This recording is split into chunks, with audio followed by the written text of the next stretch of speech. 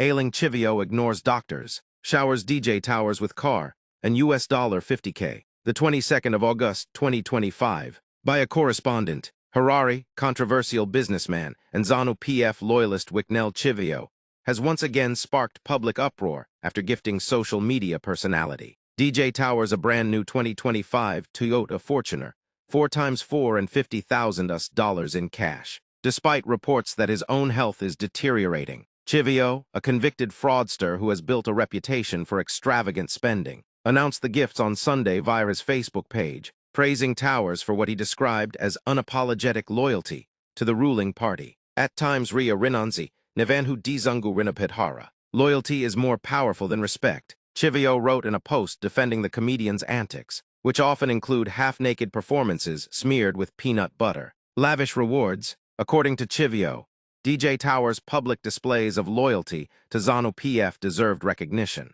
Alongside the car and cash, Chivhayo also publicly endorsed him as a patriotic foot soldier of the party. The move has ignited criticism across social media, with many Zimbabweans condemning the tenderpreneur for prioritizing entertainers over urgent national needs. Health irony and public outrage. Observers note the deep irony in Chivhayo's actions.